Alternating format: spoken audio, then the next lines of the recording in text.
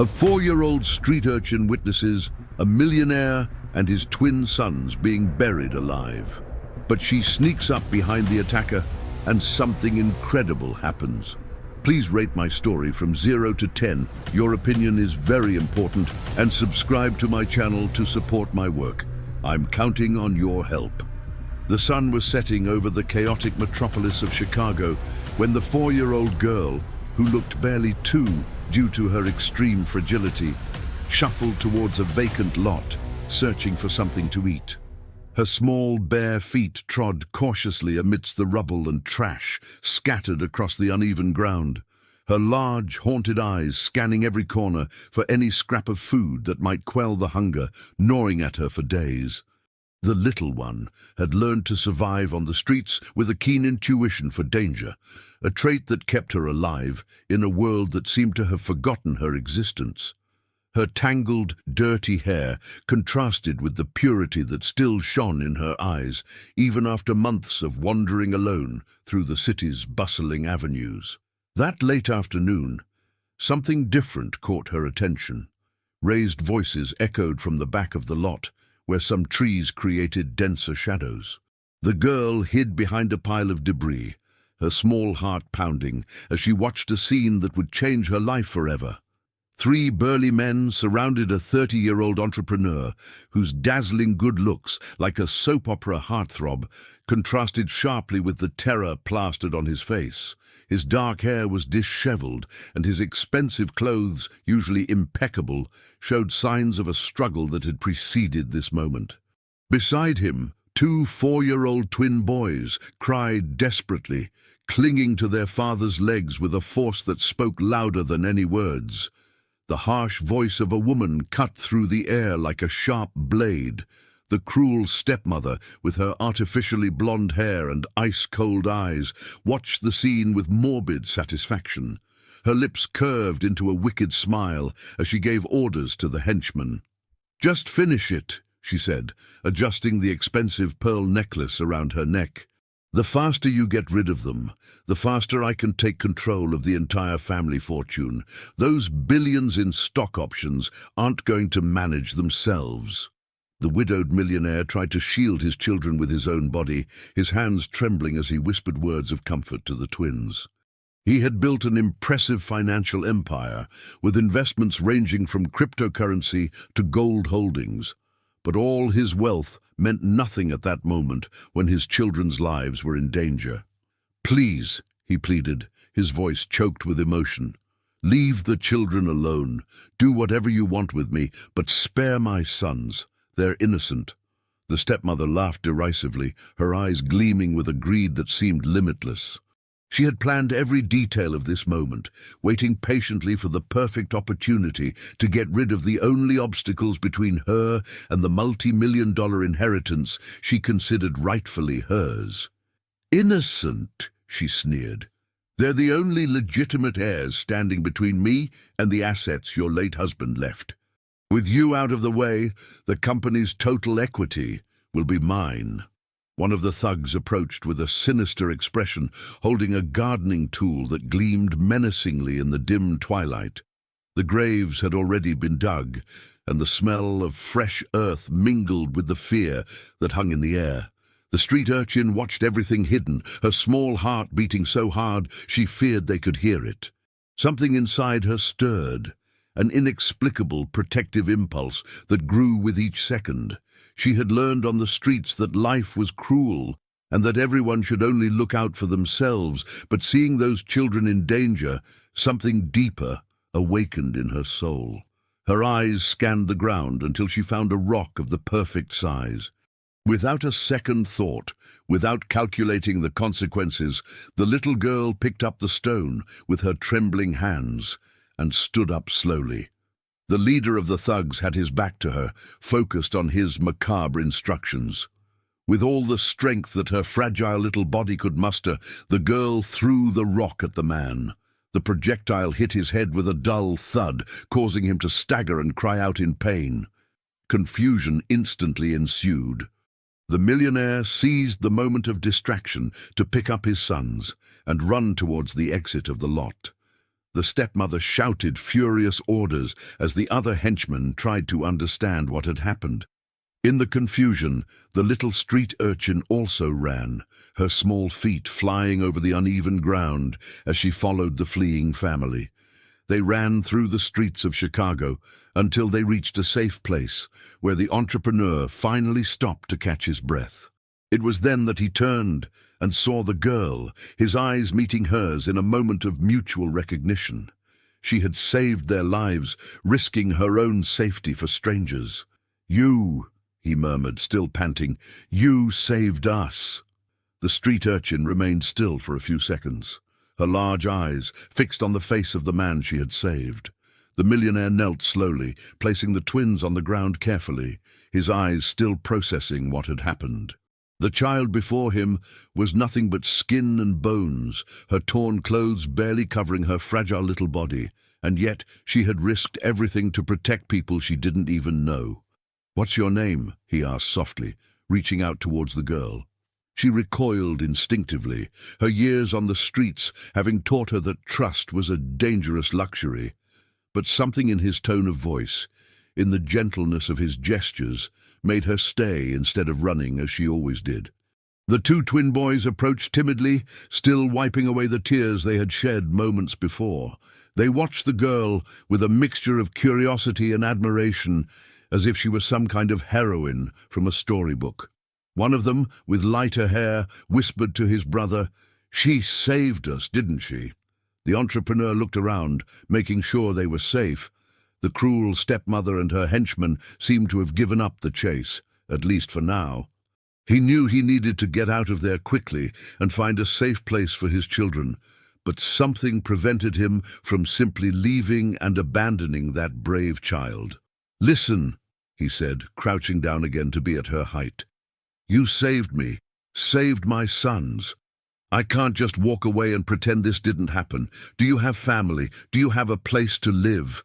The girl lowered her eyes, her small fingers playing nervously with the edges of her torn t-shirt. It had been a long time since she had tried to explain her situation to anyone. The words seemed to have been lost somewhere between the constant hunger and the fear of trusting people. "You don't have anyone, do you?" he continued, his voice filled with an emotion he couldn't fully define. There was something about that child that touched a deep part of his soul, a part that had been dormant since he lost his wife in an accident 3 years ago. The sound of sirens in the distance made everyone look towards the main street. The millionaire knew he needed to make a quick decision.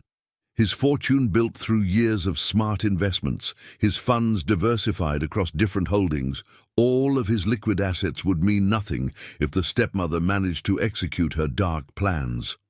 "Come with us," he said suddenly, surprising even himself with the determination in his voice. "I can't leave you here alone after what you did for us. You saved our lives, now let me save yours." The little one looked at him distrustfully, then at the twins who were watching her with genuine interest. During all the months living on the streets, she had learned that people often made promises they didn't keep, that they offered help only when it suited them. But there was something different about this man, something that made her keen intuition not trigger the danger alarm she was used to feeling. "My dad is really cool," said one of the twins, moving even closer to the girl. "He takes good care of us. He can take care of you too." The entrepreneur smiled for the first time since the terrible situation had begun. His children, even after going through such an intense trauma, were still able to demonstrate kindness and acceptance. He stood up and extended his hand to the girl again, this time waiting patiently for her decision. After what seemed like an eternity, the little street urchin took a hesitant step towards him. Her tiny fingers touched his timidly, and for the first time in a long time, she didn't feel fear. It was as if an invisible current connected her to that family, as if destiny had orchestrated that impossible encounter. "Let's go home," said the millionaire, carefully picking her up. The child was so light that he needed to make a conscious effort to control the emotion that threatened to overflow. "You're going to stay with us now. You'll have food, a warm room, clean clothes. You're going to have a family." As they walked towards the luxurious car parked a few blocks ahead, none of them noticed that the cruel stepmother watched them from afar, hidden among the shadows of an abandoned building. Her eyes gleamed with a cold fury, and her fists clenched so tightly that her nails left marks on the palms of her hands. "So, now he has another ward," she muttered to herself, her voice filled with venom. "This just complicates things, but it doesn't change the end result. All this money, all these stock options, all these assets will still be mine." She pulled the expensive cell phone from her purse and dialed a number she knew by heart. When the voice on the other end answered, she wasted no time with courtesies. "Change of plans," she said coldly. "Now we have 4 targets instead of 3. And I want you to find out everything about this girl, where she came from, who she is, anything we can use against her." On the other end of the line, a male voice responded hesitantly, "Are you sure you want to continue with this? Things didn't go as planned today." "I'm absolutely sure," she snapped, her tone leaving no room for questioning. "That fortune is worth billions, and I'm not going to let a street kid ruin years of planning. Find a way to get rid of her without raising suspicion." Meanwhile, the millionaire's car was already in motion, taking his new extended family towards the mansion in the wealthiest neighborhoods of the city. The street urchin was sitting between the twins in the back seat, her wide eyes watching the lights of Chicago flash by the window. It was the first time in her life that she was inside a vehicle, the first time she felt the comfort of soft seats and air conditioning. "What are we going to call her?" asked one of the twins to his father, looking affectionately at the girl beside him. The entrepreneur watched through the rearview mirror, seeing how small and lost she looked, even though she was safe. "For now, let's let her tell us when she feels ready," he replied. "The important thing is for her to know that she is home now." But as they approached the mansion, the millionaire couldn't shake off a disturbing feeling that grew in his chest. He had made an impulsive decision, moved by gratitude and a protective instinct that he didn't fully understand. Now looking at his 3 children in the back seat, he wondered if he had made the right choice or if he had just put everyone in even greater danger. The mansion stood imposing against the night sky, its illuminated windows creating a spectacle of light and shadows that left the little street urchin speechless. She had never imagined that houses could be so big, so majestic. The manicured gardens, the decorative fountains, and the elegant architecture seemed straight out of a dream she had never dared to have. When the car stopped at the main entrance, several employees were already waiting at the door. The elderly housekeeper, a woman with grey hair tied in a severe bun, descended the marble steps with an expression that mixed curiosity and distrust. Her trained eyes quickly scanned the scene, the boss arriving later than usual, the children visibly shaken, and a strange girl of deplorable appearance in their midst. "Sir," she said in her formal and controlled voice, "we were not expecting visitors." The millionaire got out of the car first, then helped the twins, and lastly picked up the little street urchin again. She shrank against his chest, intimidated by the grandeur of the place and the curious looks of the employees gathering at the entrance. "This is our new family," he announced, his voice firm despite the uncertainty he felt inside. "She's going to live with us from now on. I want you to prepare the room next to the boys and provide appropriate clothes for her." The housekeeper frowned, clearly unhappy with the situation. In her 20 years working for that family, she had seen many changes, but never something as sudden and inexplicable as that. The child in his arms was dirty, poorly dressed, and obviously did not belong in that refined environment. "Sir, with all due respect," she began cautiously, "perhaps it would be prudent to discuss this decision before—" "There is nothing to discuss," he cut her off, walking up the steps towards the main door. "She stays. Prepare everything she needs." The other employees exchanged meaningful glances. The gardener, a robust man who had taken care of the gardens for over a decade, whispered something to the cook, who shook her head disapprovingly. The driver, who had worked for the millionaire's late father, watched the scene with a worried expression. Inside the mansion, the little street urchin was overcome by a feeling of vertigo. The crystal chandeliers hanging from the high ceilings shone like stars. The marble floors reflected her small, frightened image, and the antique furniture seemed worth more money than she could imagine. It was a world completely different from the cold streets and dark alleys where she had learned to survive. The twins ran through the house as if nothing had happened, their childish resilience allowing them to quickly overcome the recent trauma. They shouted excitedly to the girl, showing her the rooms, the game room, the gigantic library filled with books that reached the ceiling. "Look!" exclaimed one of them, opening the doors to the dining room. "This is where we eat. The table is so big that 20 people can sit down." The little one watched everything in silence, her stomach growling audibly as she saw the table set with fine china and crystal glasses. It had been so long since her last decent meal that she had almost forgotten what it felt like to be truly full. The housekeeper appeared next to the boss, carrying a tray with sandwiches and a glass of warm milk. "I thought she might be hungry," she said in a tone that tried to disguise her reluctance to help. "Thank you," replied the millionaire, taking the tray and kneeling next to the girl. "Are you hungry? You can eat as much as you want." The child's eyes lit up when she saw the food, but she hesitated before reaching out. On the streets, she had learned that nothing was truly free, that there was always a price to pay for any kindness. But hunger was stronger than distrust, and she took one of the sandwiches with trembling fingers. While she ate voraciously, the entrepreneur watched her every move, feeling a mixture of compassion and determination grow in his chest. That child had saved his family, and now he would do everything in his power to save her too. It didn't matter how many obstacles appeared along the way. "Sir," the housekeeper approached again, this time with a more worried expression. "Are you sure this is a good idea? We don't know anything about her, where she came from, if she has a family looking for her." "She doesn't have anyone," he replied firmly. "That was clear when I found her. And as for the rest, we'll find out in time. For now she stays here, period."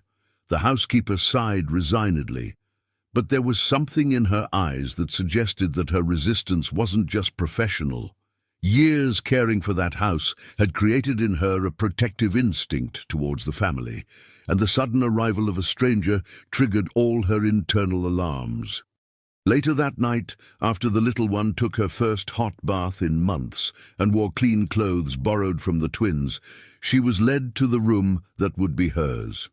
It was a space bigger than any place she had ever slept, with a soft bed, delicate curtains, and toys scattered on colorful shelves. The twins insisted on helping her settle in, bringing some of their favorite books and explaining how everything in the room worked. They seemed genuinely happy to have a new companion, without showing any jealousy or resentment for the attention the father was giving to the girl. "Tomorrow we'll show you the garden," said one of them enthusiastically. "There's a giant tree where we like to play, and there are birds that come to eat out of our hands. And there's also a pool," added the other. "Do you know how to swim?" "If you don't, we'll teach you."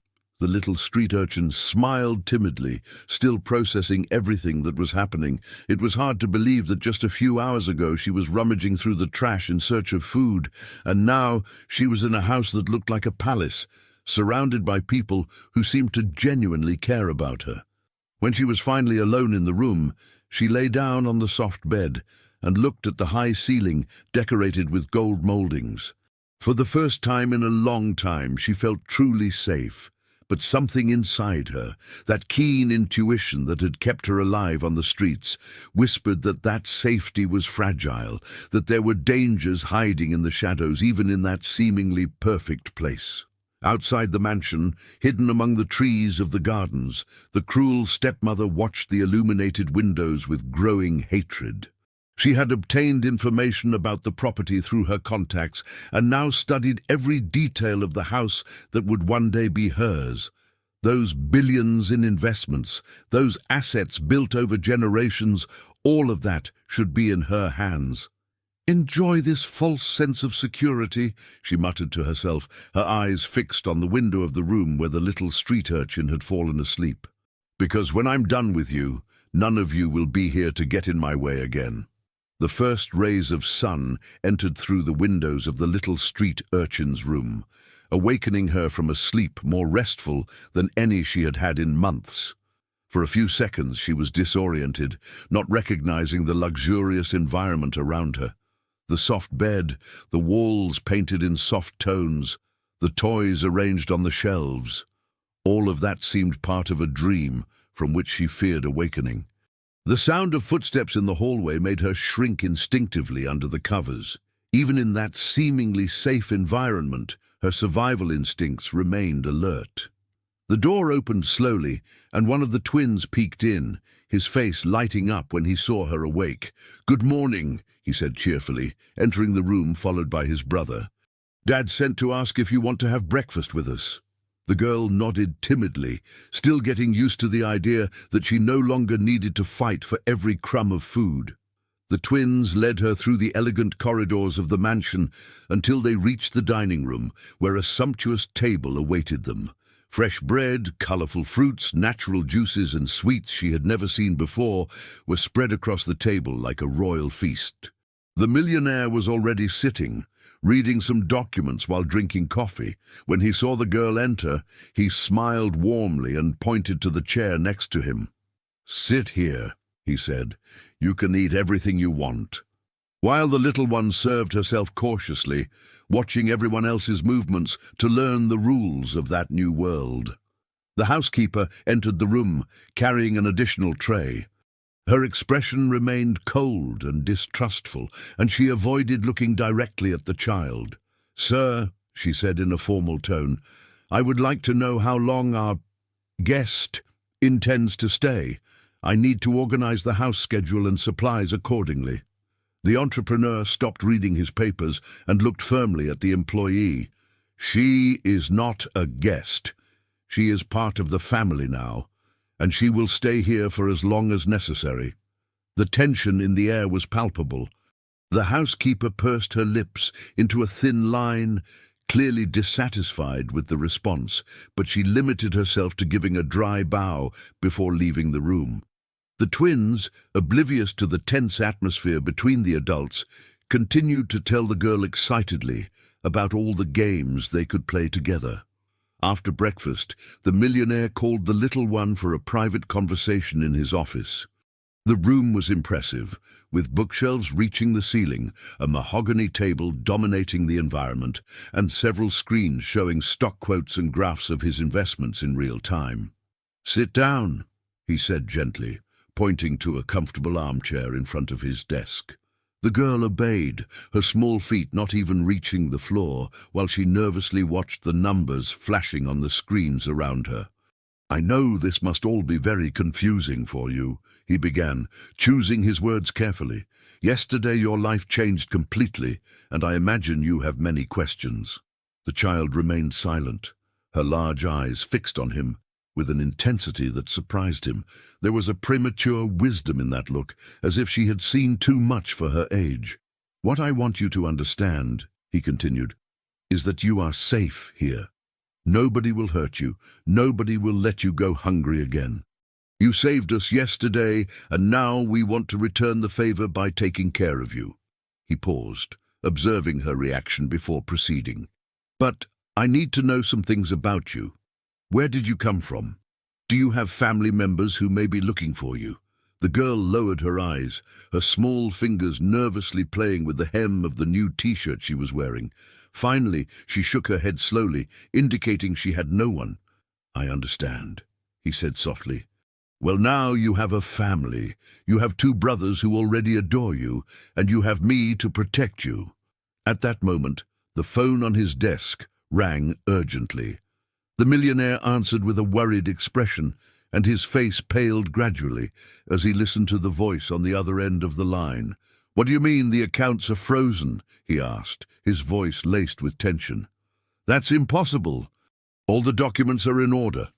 The little one watched as his composure rapidly unraveled. Even without fully understanding what was happening, her keen intuition sensed the approaching danger. "I understand," he said finally, hanging up the phone forcefully. "Thank you for letting me know." He remained silent for a few moments, processing the information he had received. His main bank accounts had been blocked due to irregularities in the documents, and several of his most important investments were being questioned by auditors who had appeared out of nowhere. "Are you okay?" the girl asked in her small voice, surprising him with her first word since arriving at the mansion. He looked at her, touched by the genuine concern in her voice. "Yes, everything's fine," he lied, forcing a smile. "Just some work problems that I'll sort out soon." But inside, he knew that this was no coincidence. The cruel stepmother was moving her pieces on the board, using her network of contacts and inside information to attack his financial stability. It was a clever move. If she could undermine his ability to support the children, she could use it as a legal argument to take custody of them. Throughout the rest of the morning, the little one explored the mansion with the twins, but couldn't shake the feeling that something was wrong. The employees whispered among themselves when they thought no one was looking, and even the twins seemed to sense the tension that hung in the air. In the garden, while the boys played near the fountain, the girl noticed a figure moving between the trees in the most distant part of the property. It was just a fleeting shadow, but her experience on the streets had taught her to recognize when she was being watched. She approached the fence cautiously, her eyes scanning the dense vegetation. For a moment, she glimpsed the cruel stepmother's face among the leaves, her cold eyes fixed on the mansion like a predator studying its prey. The little one's heart skipped a beat, and she ran back to the twins, pulling them towards the house. "What's wrong?" asked one of them, confused by her sudden change in behavior. "Nothing," she murmured, but her eyes continued to scan the garden as they walked. That woman hadn't given up. She was out there, planning something, waiting for the right moment to strike again. That afternoon, the millionaire's envious brother-in-law showed up at the mansion unannounced. He was a middle-aged man, with a slovenly appearance and eyes that gleamed with poorly disguised greed. He greeted his brother with false cordiality, but his eyes roamed the house as if he were appraising every valuable object. "I heard you had some trouble yesterday," he said, sitting down in the living room without being invited, "and that you have a new responsibility as well." The millionaire watched his brother with growing distrust. They had never been close, and this sudden visit after recent events couldn't be a coincidence. "I don't know what you're talking about," he replied cautiously. "Oh, I'm sure you do," the brother-in-law retorted with a smile that didn't reach his eyes. "The question is, are you sure you're making the right decisions? Bringing an unknown child into the house with your own children to protect? That doesn't seem very prudent." His words echoed in the air like a veiled threat, and the millionaire felt that the forces against his family were organizing in a more coordinated way than he had imagined. The following week brought a growing sense of unease to everyone in the mansion. The street urchin observed how the initial harmony gradually deteriorated, her keen intuition picking up the subtle changes in the behavior of the adults around her. The employees started whispering more frequently, avoiding her gaze whenever possible, and even the twins seemed to feel the tension that hung in the air. The housekeeper had become particularly hostile, finding fault with everything the girl did. When she accidentally spilled some juice on the dining room carpet, the older woman erupted in a reprimand that made the child shrink in fear. "See," she said loudly, directing her comments to the other employees present. "I knew this would happen. This girl has no manners to live in a place like this. She doesn't know how to behave properly." The gardener, who was pruning the plants near the window, shook his head in agreement. "It's true. We work hard to keep this house spotless, and now we have to deal with someone who doesn't appreciate what she has here." The cook also joined in the murmurs of disapproval. "And the boss didn't even ask our opinion before bringing her in." He just arrived and said she was staying. That's not fair to us, who have known this family for so long. The little one listened to everything in silence, each word sinking deep into her already fragile heart. She had begun to believe that she had finally found a place where she could belong, but now she realized that her presence was seen as an unwelcome intrusion by almost everyone. Meanwhile, the millionaire spent more and more time locked in his office, trying to solve the financial problems that multiplied daily. His lawyers worked tirelessly to unfreeze the bank accounts, but each process seemed to encounter new bureaucratic obstacles that arose out of nowhere. "It's like someone is coordinating all of this," he said during a call to his accountant. "Every time we solve one problem, two new ones appear. My stocks are being questioned. My investments in cryptocurrencies have been frozen, and even my gold deposited in the bank is inaccessible." On the other end of the line, the accountant sighed heavily. "Sir, with all due respect, but perhaps it's time to consider whether all these sudden changes in your personal life are affecting your judgment in business." The sentence hit the entrepreneur like a punch in the stomach. Even his closest allies were beginning to question his decisions, especially bringing the girl home. He hung up the phone and leaned back in his armchair, feeling the weight of all his responsibilities on his shoulders. That afternoon, the little one was alone in the garden when she saw a strange movement near the back of the property. Several people in dark clothes moved among the trees, carrying equipment she couldn't identify. Her experience on the streets had taught her to recognize when something suspicious was happening.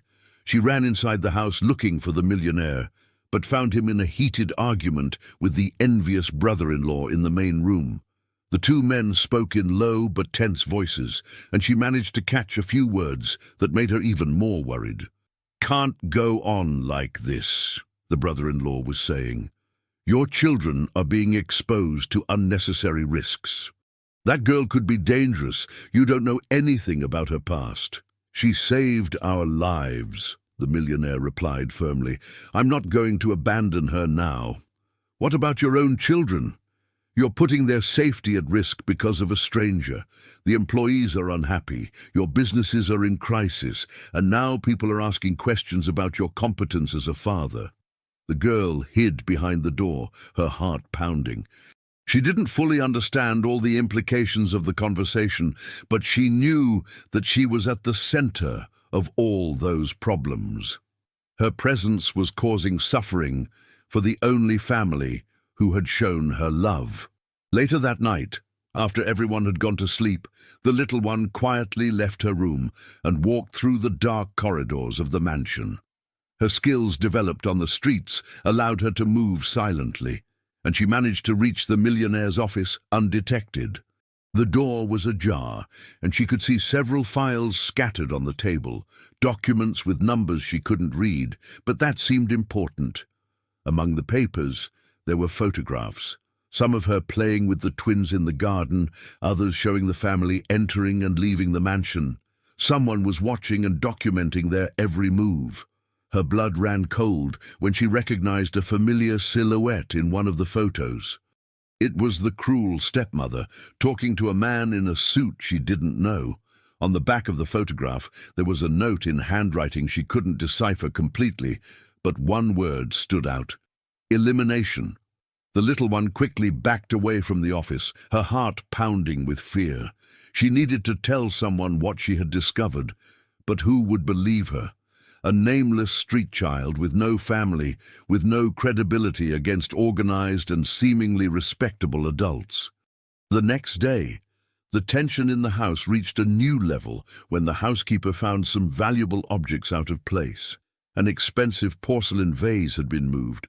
Some of the millionaire's late wife's jewelry was disorganized, and there were small fingerprints in places where they shouldn't be. "I told you this would happen," she declared loudly for all the employees to hear. "That girl is messing with things she shouldn't be. Who knows what else she's doing when no one's looking?" The accusations spread quickly through the house, and when the millionaire heard about the incident, his expression turned grim. He called the little one for a serious conversation in his office, and for the first time since she had arrived there, she saw doubt in his eyes. "I need you to be honest with me," he said, his voice colder than before. "Have you been messing with things that aren't yours?" The girl shook her head vigorously, tears welling up in her eyes. She had been unfairly accused, but she didn't know how to defend herself. Her attempts to explain about the photographs she had seen came out garbled and confused, sounding more like excuses from a child caught red-handed. "Look," he continued, running his hands over his face with weariness, "I want to believe you, but a lot of strange things have been happening since you arrived here. Maybe I was too hasty." His words echoed in the room like a final verdict. The street urchin felt her world crumble again, realizing that she was losing the only family she had known. Worse, she knew there were real dangers approaching, but no one would believe her now. That night, while the mansion slept, shadowy figures moved through the gardens of the property. The cruel stepmother had finally put into action the next phase of her plan, and this time she wouldn't risk failing again.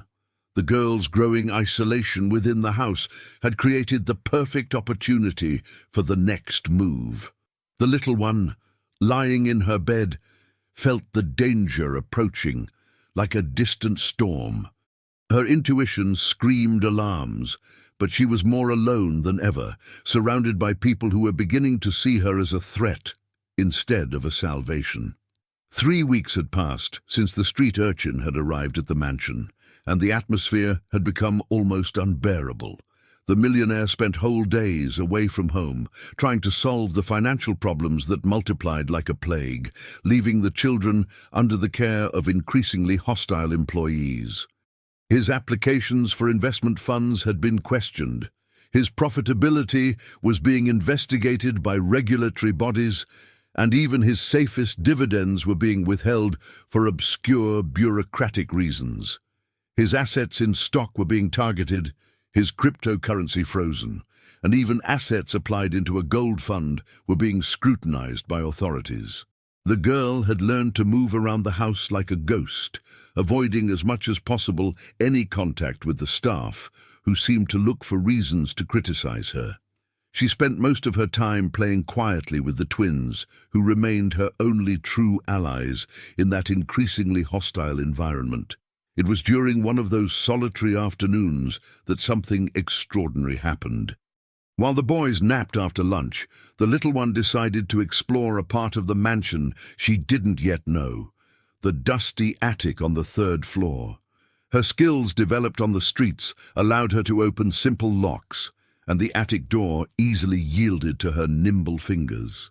The environment was covered by a thick layer of dust, and rays of sunlight filtered through small windows created beams of light that danced in the air filled with particles. Furniture covered by white sheets was scattered around the space like sleeping ghosts, and stacked boxes held the secrets of decades past. The girl's curiosity was awakened by an ornate wooden box that stood out among the other objects. It seemed special, different from the others, as if someone had hidden it there on purpose. Carefully, she opened the creaking lid and found documents yellowed by time, old photographs, and more intriguingly, a leather-bound diary. The photographs showed a blonde woman she immediately recognized. It was the cruel stepmother, but decades younger. In the images, she appeared next to a man different from the millionaire's deceased father, in romantic poses that suggested an intimate relationship. The man in the photos smiled warmly, wearing a wedding ring that shone distinctly on his left hand. The little one carefully leafed through the diary, even not knowing how to read completely. But there was a recent date on the first page, and some numbers she recognized. More importantly, there was an address written in clear handwriting, accompanied by words she managed to decipher: St. Vincent Rehabilitation Clinic. Her heart leaped when she understood the magnitude of her discovery. Those photographs and documents proved that the stepmother had lied about her situation. If the man in the photos was still alive and interned in a clinic, It meant that her entire marriage to the millionaire's father had been a sham. But before she could fully process the information, she heard heavy footsteps climbing the stairs towards the attic. Quickly, she tucked some of the most important documents inside her blouse and put the box back in its place, trying to erase any evidence of her presence there. The door opened with an ominous creak, and the housekeeper appeared in the doorway, her eyes scanning the environment with suspicion. "What are you doing here?" she asked in an icy voice that made the girl tremble. I got lost," the little one stammered, trying to look innocent as she moved discreetly away from the box of documents. "Lost? In the attic?" The housekeeper laughed derisively. "You're poking around in places where you shouldn't be. This has to stop right now." She grabbed the girl's arm with unnecessary force and led her out of the attic, locking the door with a key she kept in her pocket. "If I find out you've come up here again, there will be serious consequences, understand?" The little one nodded quickly, but her heart beat fast, not only with fear, but with the excitement of having found such important information. She needed to find a way to share her discovery with the millionaire, but knew it would be difficult to get an opportunity alone with him. That night, during dinner, the tension at the table was palpable. The entrepreneur had returned from another frustrating day trying to solve his financial problems, and his somber expression indicated that the news was not good. His assets were being questioned. His operations in the stock market were under investigation, and even his assets applied into cryptocurrency had been frozen by authorities who appeared out of nowhere. "Daddy," said one of the twins hesitantly, "why are you always sad now?" The millionaire forced a smile and stroked his son's hair. "Daddy is just dealing with some work problems, son. Don't worry." But the little one watched everything with her attentive eyes, noticing how he avoided looking directly at her. The emotional distance between them had grown considerably in recent weeks, and she knew that her presence was being seen more and more as a burden than as a blessing. After dinner, while the children played in the living room, the envious brother-in-law made another of his casual visits. This time he wasn't alone. He had brought with him a well-dressed woman who introduced herself as a social worker from the county. "My brother," said the brother-in-law with false concern, "I brought Ms. Costa for an informal conversation. Some people have been making comments about the irregular situation of an undocumented child living here." The social worker was a middle-aged woman with cold eyes and a professional smile that didn't convey any real warmth. She observed the house with clinical interest, making discreet notes in a small notebook. "Sir," she said, addressing the millionaire, "I understand that your intentions are noble, but there are protocols to be followed when it comes to unaccompanied minors. The child should have undergone a proper assessment before being placed in a temporary home." The entrepreneur felt the ground shift beneath his feet. She was in immediate danger. "I didn't have time for bureaucracy." "I understand perfectly," replied the social worker, "but now we need to regularize the situation. It will be necessary for the girl to be referred to a family specializing in temporary care while we investigate her origin and legal status." The little one, who heard everything hidden behind the door, felt her world crumble again. She was about to lose the only family she had known, and even worse, she was being taken away just when she had discovered information that could save them all. That morning, desperate and knowing that it might be her last opportunity, the girl slipped silently out of her room and headed to the millionaire's office. She found the door unlocked and entered cautiously, looking for a way to leave the documents where he could find them. But when she turned on the small desk lamp, she was confronted with a scene that made her freeze in terror. The office had been ransacked, drawers opened, papers scattered on the floor, and the computer screen showed several bank accounts with zero balances. On the wall, someone had written in red paint, "You can't protect anyone." The sound of footsteps in the hallway made her run quickly back to her room, taking with her the documents she had found in the attic. Her heart beat so hard she feared it would wake up the whole house. Whoever had broken into the office could still be in the mansion, and she knew it was no coincidence that it had happened just the night before the social worker's visit. Hidden under the covers, she hugged the documents to her chest as if they were her only hope for salvation.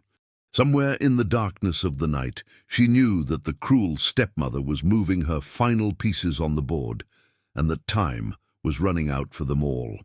The next morning, when the millionaire discovered the state of his office, his expression underwent a complete transformation. Anger replaced the resignation that had dominated his face in recent weeks, and for the first time in a long time, he seemed willing to fight back. "Call the police," he said to the housekeeper, who watched the scene with an expression that seemed more satisfied than shocked. "And I want you to install security cameras throughout the property today." But the little one knew it would be too late.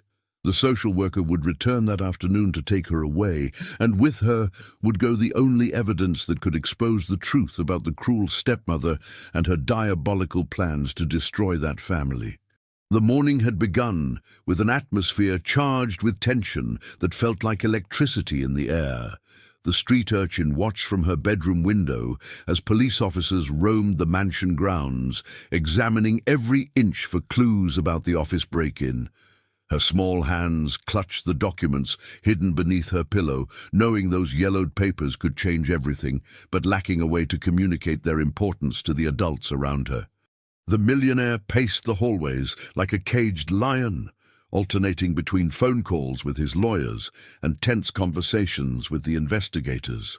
His fortune had been systematically attacked from all sides. His stock holdings were being questioned for irregularities that appeared out of thin air, his investments in gold blocked for alleged tax violations, and even his assets applied to cryptocurrency were inaccessible due to money laundering investigations. "It's impossible this is all coincidence," he said to one of the detectives, his voice heavy with frustration. "Someone is coordinating simultaneous attacks against all my financial assets." The investigator, a middle-aged man with a skeptical expression, made notes on his pad while observing the luxurious surroundings. "Sir, with all due respect, people with your level of wealth often become targets of elaborate schemes. It's possible someone close to you has inside information about your business." The detective's words echoed in the entrepreneur's mind like an alarm bell. He began mentally reviewing all the employees, family members, and acquaintances who had access to information about his finances. The envious brother-in-law had shown an excessive interest in his businesses lately. But could he be capable of orchestrating something so sophisticated? Meanwhile, the social worker had arrived promptly at 2 o'clock, accompanied by an official van and 2 assistants. Ms. Costa watched the police activity with interest, making discreet comments about the instability of the home environment to her companions. The little street urchin descended the stairs slowly, carrying a small backpack with the few belongings she had accumulated during her stay at the mansion. The twins followed her with tear-filled eyes, not fully understanding why their new sister was being taken away. "We don't want her to go," protested one of them, clinging to the girl's hand. "She's our family now." "I know it's hard, dears," said the social worker with her cold, professional voice, "but sometimes adults need to make difficult decisions to protect children. She'll be in a suitable place until we sort out her situation." The millionaire watched the scene with a broken heart, but felt powerless in the face of the circumstances. His financial problems had become a convincing argument to question his ability to adequately care for an additional child, especially one without official documentation. "Can I visit her?" he asked the social worker, trying to maintain some control over the situation. "That will be determined after the full evaluation of the case," she replied evasively. "For now, it's best that the child adjusts to her new environment without confusing ties to the past." The little one looked one last time at the millionaire, her eyes trying desperately to communicate something she couldn't express in words. She wanted to tell him about the documents, about the photographs, about everything she had discovered in the attic, but the words were lost in her throat, constricted by fear and sadness. At that moment, an unexpected discovery completely changed the course of events. The housekeeper, who had remained strangely silent throughout the morning, approached the group carrying a box of documents she claimed to have found in the girl's room. "Sir," she said with an expression of false concern, "I found this hidden under her bed. I don't know what it means, but I thought I should show you before she left." The box contained papers that appeared official, poor quality photographs, and some personal items the little one had never seen before. To her surprise and horror, among the items were documents suggesting that she had been reported missing from a family in another city, and that there were suspicions that she might be dangerous or unstable. "This is impossible," murmured the millionaire, examining the papers with growing consternation. "These documents weren't here before."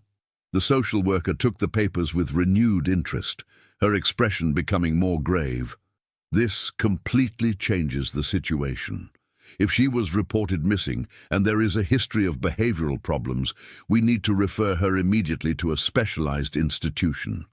The street urchin watched everything with wide eyes of terror. She knew those documents were false, planted there to incriminate her, but she had no way to prove her innocence. Worse, the real documents she had found in the attic were hidden in her room, and now it would be impossible to retrieve them. "No!" she cried for the first time since arriving at the mansion, her small voice echoing through the silent room. "These papers aren't mine. Someone put them there." But her denial only confirmed to the adults present that she was trying to hide something. The social worker made more notes in her notebook, shaking her head disapprovingly. "It's common for children in traumatic situations to develop lying tendencies as a defense mechanism," she explained to the millionaire. "This only reinforces the need for specialized treatment." As the little one was led towards the official van, she managed to whisper quickly to one of the twins, "Look in my room, under the pillow. It's important." But her words were lost in the confusion of the moment, and a few minutes later she was being taken away from the only family she had learned to love. Through the rear window of the van, she saw the mansion gradually shrink until it disappeared completely, taking with it her last hopes of happiness. What she didn't know was that the housekeeper had observed the entire scene with poorly disguised satisfaction. As soon as the van disappeared down the road, the older woman hurried up to the girl's room and searched every inch for anything that might have been left behind. When she found the real documents hidden under the pillow, her face lit up with a triumphant smile. She took the papers and photographs, carefully storing them in a folder she took directly to her own room. Later that night, she made a discreet call to a number she knew by heart. "Mission accomplished," she said in a low voice. "The girl has been removed from the house, and the documents she found are safe with me." The voice on the other end of the line responded with obvious satisfaction. "Excellent work. Now we can proceed to the final phase of the plan. With the child out of the way and his financial situation deteriorating, it won't be long before we can take complete control." The housekeeper smiled to herself, thinking of the generous reward that had been promised for her services.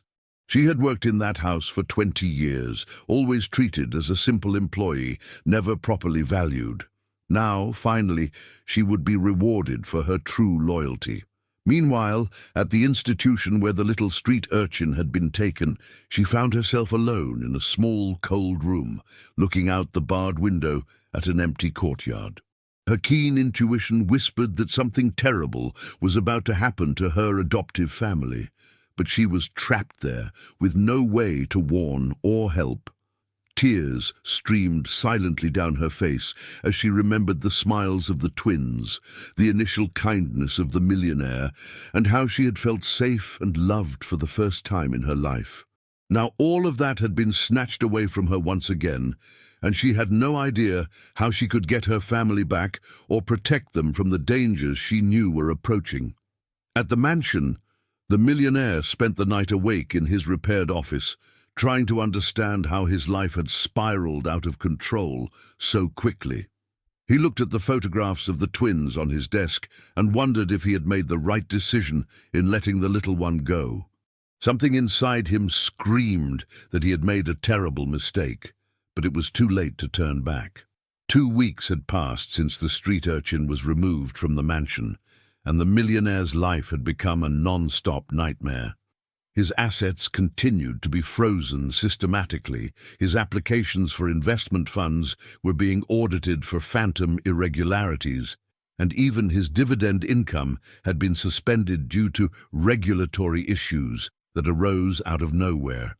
Even more disturbing was the behavior of the twins, who had become silent and withdrawn since the girl's departure. They refused to play in the places where they used to have fun with her, constantly asked when she would return home, and spent hours gazing melancholically out the window of the room where she had slept. "Daddy," said one of them during breakfast, his small voice filled with sadness, "can we visit our sister today?" The entrepreneur felt his heart clench as he saw the suffering in their eyes. "Son, I tried calling to find out how she is, but they said she is still undergoing evaluations, maybe in a few weeks." "But she must be feeling lonely," insisted the other twin, pushing the cereal around on his plate without eating. "She doesn't have anyone there." Here she had us. The children's words echoed painfully in the millionaire's mind, who was beginning to question more and more whether he had made the right decision.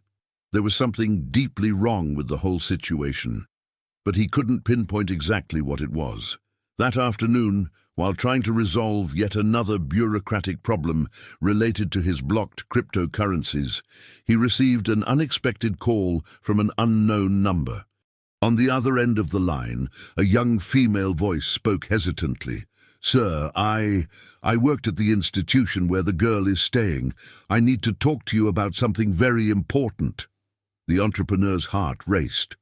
"What happened? Is she all right?" "Physically, yes, but, sir, there are strange things happening here. The girl insists on talking about important documents she says she found in your house. And there are people asking very specific questions about her, people who don't seem to be normal social workers." "What kind of questions?"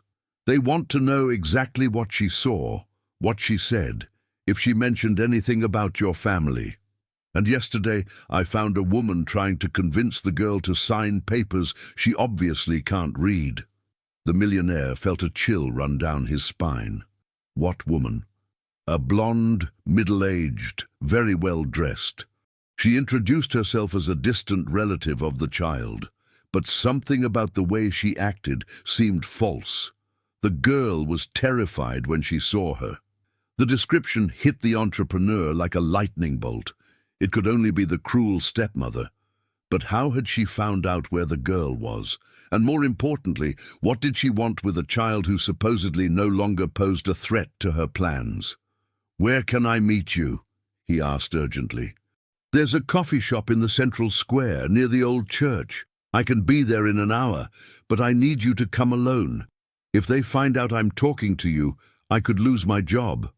The entrepreneur agreed immediately and cancelled all his afternoon appointments. As he drove to the meeting, his mind worked feverishly, trying to connect all the pieces of the puzzle his life had become. At the coffee shop, he found a young nurse with a sincere appearance, who glanced nervously around before starting to speak. "Sir, the girl can't stop repeating that she has something very important to tell you. She says she found papers that prove someone is lying about something." "What kind of papers?" "Old photographs and documents from a clinic. She can't explain it properly because she's still very young, but she insists that it will save your family." The millionaire's heart ached as he realized that perhaps the little one had discovered crucial information and he hadn't given her the opportunity to share it. "How can I see her?"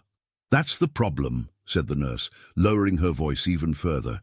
"Starting tomorrow, she will be transferred to an institution in another city. A transfer that was requested specifically by the blonde woman I mentioned." "Is that legal?" Technically, yes, if she really is a relative of the child and has the proper documentation.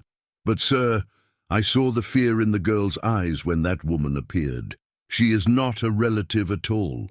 The entrepreneur felt that he was running against time. Is there any way to prevent this transfer? Only if someone with legal rights over the child contested the decision. But you gave up custody when you allowed her to be taken away. The nurse's words hit him like punches in the stomach. He had made a terrible mistake in letting the little one be taken, and now she was in real danger in the hands of people who clearly had bad intentions. That night, he arrived home determined to take some action, but found a scene that made him freeze in terror. The twins were in the game room, but they weren't alone. The cruel stepmother was sitting with them, smiling in a way that made the entrepreneur's hair stand on end. "Hi, dear," she said with false cordiality, as if her presence there were the most natural thing in the world. "I hope you don't mind my visit. I was missing the boys." "What are you doing here?" he asked, positioning himself instinctively between her and the children. "Oh, I came to check how you are adapting after all these recent changes. I heard you've been having some financial problems. It must be very stressful to maintain a house of this size with limited resources." Her words were laced with venom disguised as concern. She knew exactly what was happening with his finances, and her presence there was no coincidence. "Daddy," said one of the twins, running to hug his father's legs. "She was asking about our sister. She said strange things about her." "What kind of things?" asked the millionaire, his voice filled with tension. "That she was dangerous, and that it was good she was gone. But we know that's not true. She saved us." The stepmother laughed coldly. "Children have such fertile imaginations, don't they? Sometimes they confuse reality with fantasy." "I want you to get out of my house now," said the entrepreneur, his patience rapidly running out. Of course," she replied, standing up slowly. "But before I go, there's something you should know. That girl you brought home, she wasn't who you thought she was." "What are you talking about?" "Interesting documents have surfaced recently. It seems she has a history of violent behavior and was responsible for accidents in other homes where she stayed." The millionaire knew she was lying, but there was something in her tone that made him realize she had information he didn't possess. "Prove it." She smiled mysteriously and took a folder from her expensive purse. "These photographs were taken at the institution where she is now. It shows her assaulting other children, destroying property, having violent episodes that require restraint." The photographs seemed convincing at first glance, but when the entrepreneur looked more closely, something didn't make sense. The girl in the images looked different, older, and there were details in the photos that didn't fit with what he knew about the institution where she was staying. "These photos are fake," he said finally. "Prove it," she replied, using his own words against him. "And while you try to prove that, she will be transferred to a place where she will receive the appropriate treatment for children with behavioral disorders." After she left, the millionaire was left alone in the room with the twins, who watched him with eyes filled with questions he didn't know how to answer. He knew now that he was in a race against time to save the little street urchin, but he also realized that he was being manipulated by forces much more organized and dangerous than he had initially imagined. "Daddy," said one of the boys, "are we going to get our sister tomorrow?" "Yes," he replied with a determination he hadn't felt in weeks. "We're going to bring her home, where she belongs." But as he made that promise to his children, he knew that there were enormous obstacles ahead, and that the cruel stepmother was always one step ahead of him in every move he made. The dawn brought with it a desperate urgency that made the millionaire wake up even before the sun had fully risen.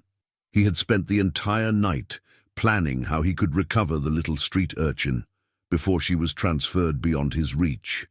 His financial resources were drastically limited due to the constant blocks on his assets, but he still had contacts and influence that could be utilized. His first call was to the family's private lawyer, an experienced man who had worked with his late father for decades. "Robert, I need your help urgently. It's about the girl who was living with us." "Ah, yes," replied the lawyer hesitantly. "I heard there were some complications with that situation." "Complications that have been fabricated," said the entrepreneur firmly. "Robert, this child is in real danger, and I need to regain custody of her today. Sir, with all due respect, your current financial situation does not favor this type of legal battle.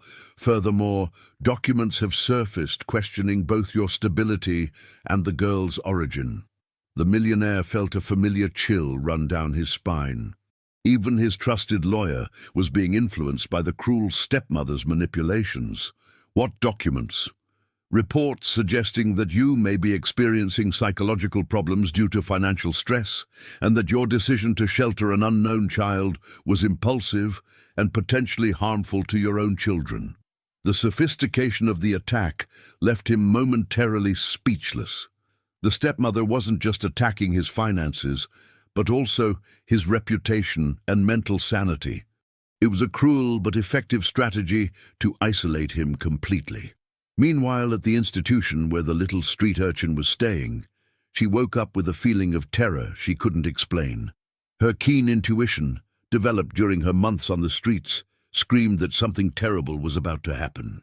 She had spent the last 2 weeks trying to explain to any adult who would listen about the important documents she had found, but everyone treated her like a traumatized child with an overactive imagination.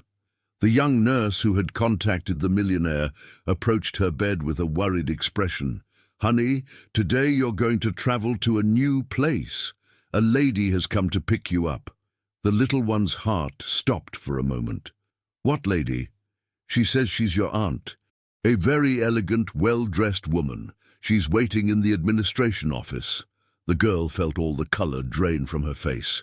She knew exactly who this aunt was, and she also knew that she was about to be handed directly into the hands of the person who posed the greatest danger to her and her adoptive family. "Please," she pleaded, grabbing the nurse's arm, "don't let her take me. She's not my aunt." "She's a bad person who wants to hurt my family." The nurse looked around nervously before bending down to be at the child's height. "Listen, I believe you, but there's nothing I can do officially. Her papers are all in order. She has legal authorization." "Then help me in another way," implored the girl, her tears starting to flow. "Call my dad. He needs to know she's here." The nurse hesitated for a moment, looking around again to make sure no one was watching. "I already called. He's coming here, but I don't know if he'll make it in time." At that moment, the cruel stepmother entered the dormitory with the authority of someone who possesses all the necessary documents.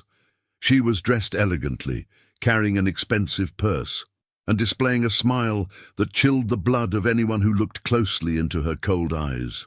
"Hello, dear," she said with false sweetness, approaching the bed where the little one cowered in terror. "I've come to pick you up to take you to your new home." "I'm not going with you," replied the girl with a courage that surprised even herself. "You're not my family." The stepmother laughed softly, but there was venom in her tone. "Oh, child, you're confused. Of course, I'm your aunt. I have all the documents here to prove it." She showed a folder full of official papers that appeared legitimate to any casual observer.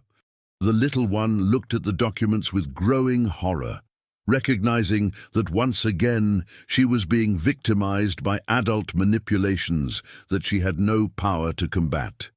Meanwhile, the millionaire was driving at a dangerous speed through the city, trying to reach the institution before it was too late.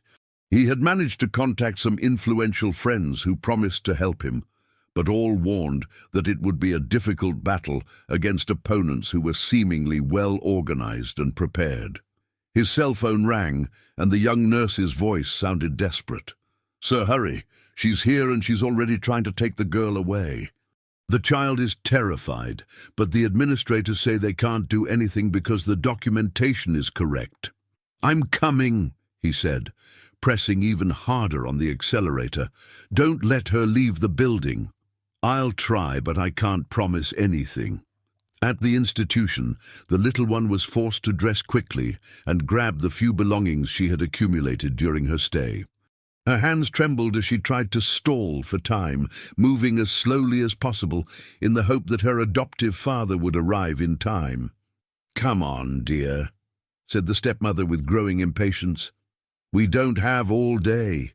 Your new family is eager to meet you." "What new family?" asked the nurse, her suspicion finally overcoming her need to keep her job. "Distant cousins who live in the countryside," replied the stepmother quickly. "A rural environment will be much better for a child with behavioral problems like her." The little one felt the terror intensify. She knew there were no distant cousins, that the stepmother was making up a story to justify her disappearance. Once she left that building, she would probably never be seen again. At that critical moment, she made a desperate decision. Pretending to trip, she deliberately knocked over a shelf full of medicines, creating a deafening noise that echoed throughout the hallway. Security alarms went off, and staff came running from all directions. "It was an accident!" shouted the stepmother, trying to maintain her composure while grabbing the girl's arm with painful force. "The child is clumsy, as I mentioned in the reports." But the confusion created by the incident gave the little one exactly what she needed: time. She broke free from the stepmother's grip and ran through the hallways, screaming for help and looking for a place to hide. It was at that moment of chaos that the millionaire finally arrived at the building, finding a scene of total confusion. Staff were running back and forth, alarms were sounding, and he could hear the familiar voice of the little street urchin screaming desperately somewhere inside the building. He ran to the reception desk, where he found the cruel stepmother trying to convince the administrators that the situation was under control and that she still had the right to take the child with her. "Where is she?" he asked, his voice filled with authority and determination. The stepmother turned slowly to face him, her false smile finally giving way to an expression of pure hatred. "You have no more rights over that child. She is my responsibility now." "Over my dead body," he replied, moving towards the hallway where he could still hear the girl's terrified screams. But the cruel stepmother hadn't come this far in her plans to be defeated so easily.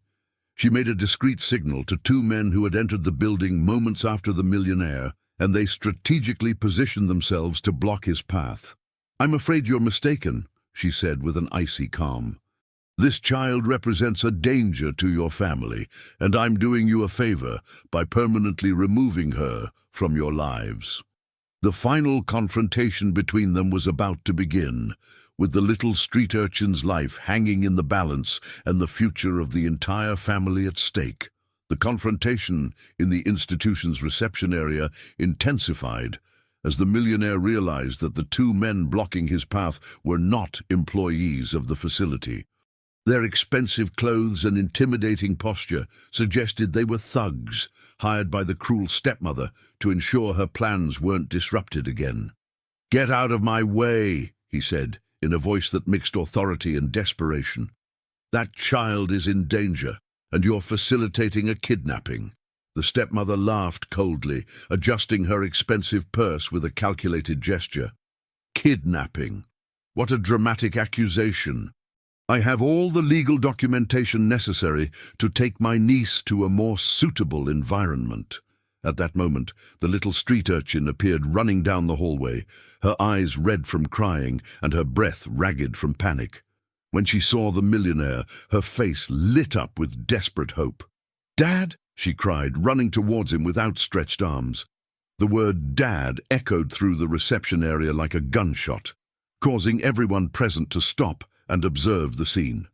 It was the first time the girl had called him that, and the emotional sincerity in her voice was impossible to fake.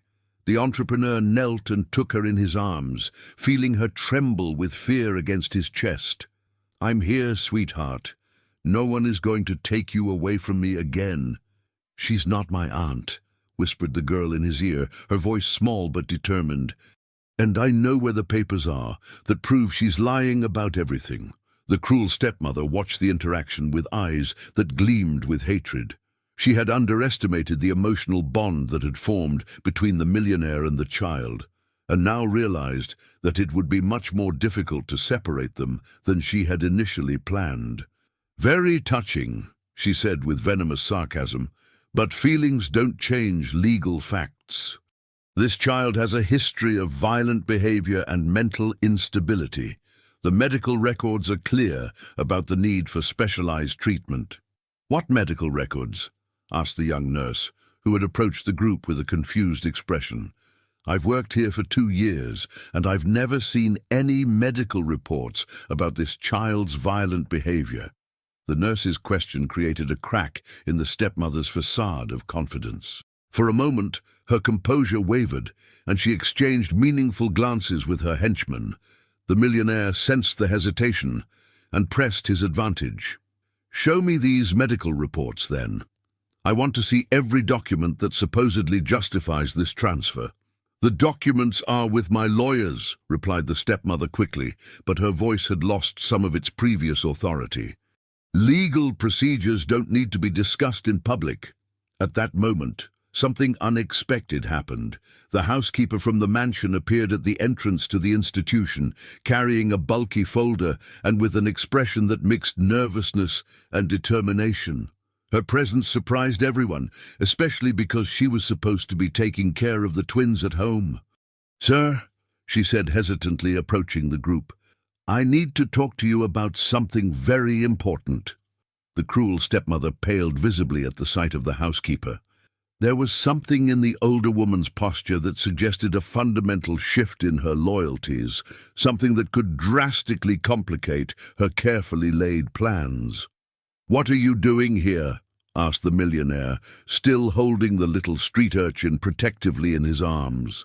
"I found this in the girl's room after she was taken," said the housekeeper, extending the folder. "And I also found other things that have changed my opinion about everything that's happening." The little street urchin perked up at the sight of the folder. "They're the papers," she exclaimed. "The papers I found in the attic. They prove she's lying." The stepmother tried to intercept the folder, but the millionaire was faster. When he opened the contents, his expressions changed dramatically as he examined the old photographs and yellowed documents. "My God," he murmured, looking at a photograph that showed the cruel stepmother much younger, embracing a man who definitely wasn't his deceased father. "This is you, isn't it?" "Old photographs don't prove anything," she said defensively, but her voice had become noticeably sharper. "What about this?" he asked, showing a document that appeared to be a marriage certificate dated several years before her supposed union with his father. "According to this document, you were already married when you married my father." The bomb had finally exploded. The housekeeper approached and added her own revelation. "Sir, I need to confess something. During all these years, that woman was paying me extra to keep certain information secret. But when I saw how the girl was suffering and how your children were sad, I couldn't continue lying anymore." "What information?" asked the millionaire, feeling that he was finally getting to the heart of the conspiracy. "Her real husband is still alive. He's been interned in a rehabilitation clinic for years, and she simply abandoned him there to pretend she was a widow." The revelation hit everyone present like a thunderbolt. The cruel stepmother had built her entire current life on an elaborate lie, marrying the millionaire's father illegally to gain access to the family fortune. "This is absurd!" shouted the stepmother, her composure finally breaking down completely. "You can't prove anything." "Actually, we can," said the housekeeper quietly, "because I have the addresses, the phone numbers, and even recent photographs of the man in the clinic. He's much better now, and he's been asking about the wife who abandoned him." The little street urchin watched everything with wide eyes, finally understanding the magnitude of what she had accidentally discovered in the attic. Her keen intuition had detected the danger before even fully understanding its nature.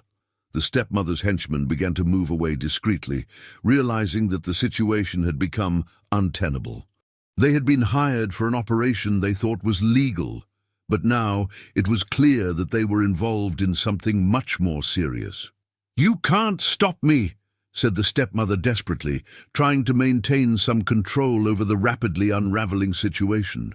"I've invested years planning this. I have rights to this fortune." "You have no rights at all," replied the millionaire firmly, hugging the little street urchin tighter. "Your marriage to my father was fraudulent from the beginning. You're a criminal who took advantage of a man vulnerable from the loss of his wife." At that moment, sirens began to blare from outside the institution. The young nurse had discreetly called the authorities when she realized that the situation was spiraling out of control.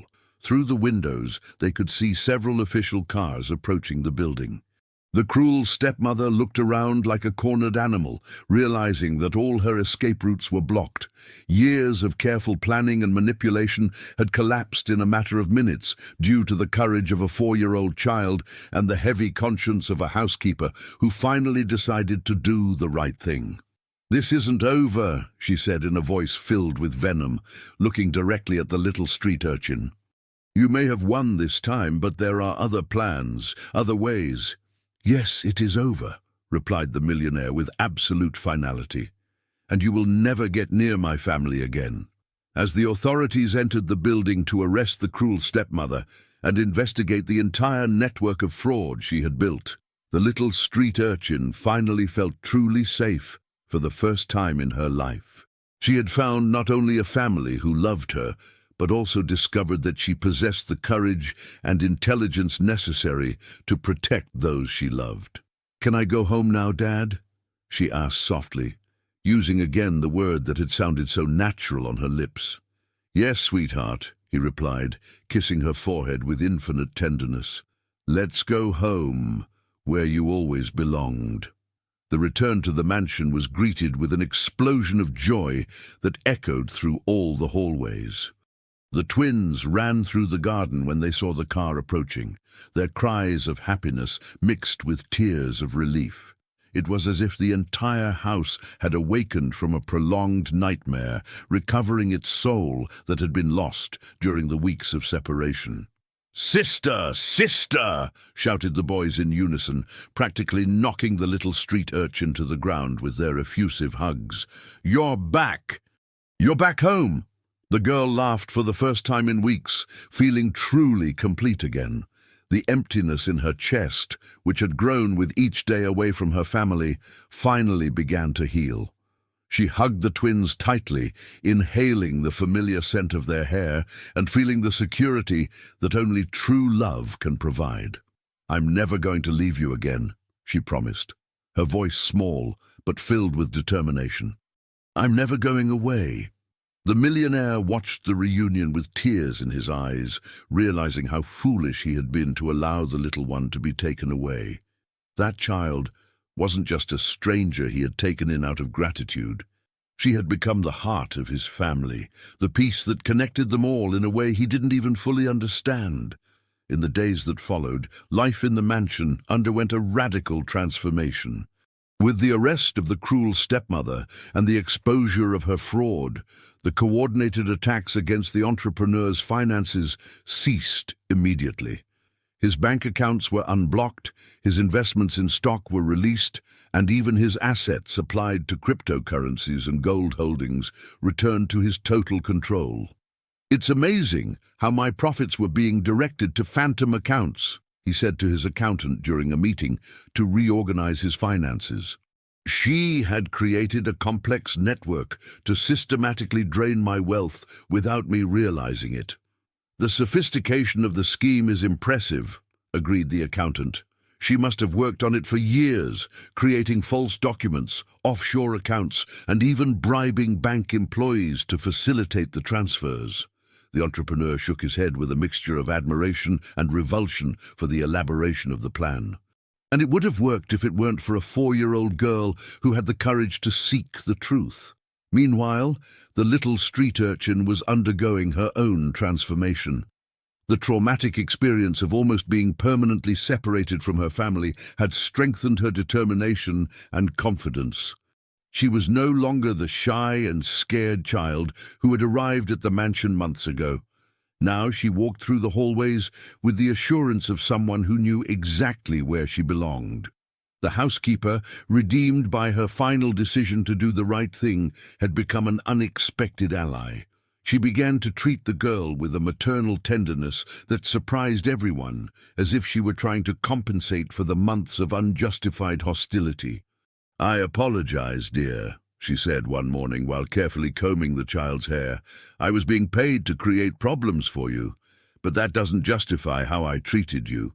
You're a special girl, and I should have realized that from the beginning."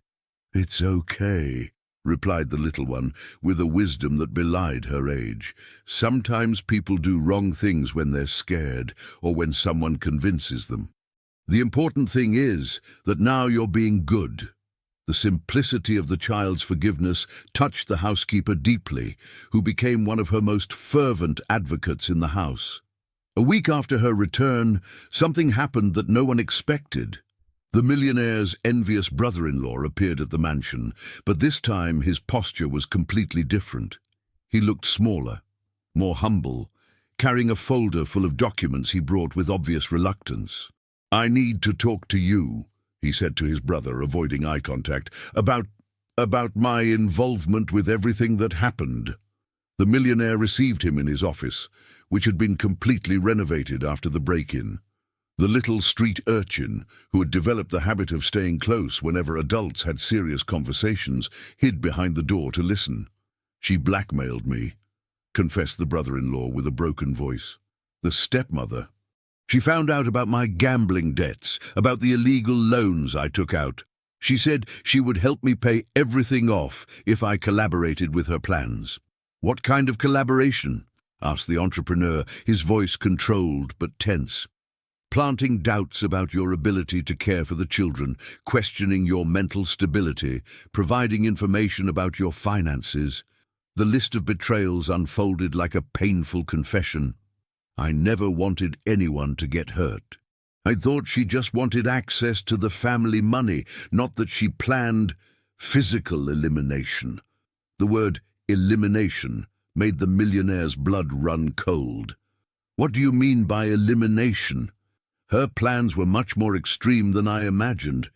When I found out that she intended to get rid of you permanently, I tried to back out. But she said it was too late, that I was already too involved." The little street urchin pressed her hands against her mouth to avoid making any noise. Even after the stepmother's arrest, discovering the true extent of her evil plans still managed to terrify her. "Why are you telling me this now?" asked the entrepreneur. "Because she didn't act alone. There are other people involved, people who are still free, and who may try to continue her plans." The brother-in-law finally looked directly at his brother. "You and the children may still be in danger." The revelation turned the recent relief into a new wave of concern. The millionaire realized that the stepmother's arrest had been only the first step in a much larger battle. "Who else is involved?" he asked urgently.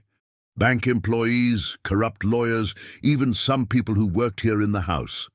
The list was more extensive than anyone had imagined. She built a network of complicity that extended throughout the city.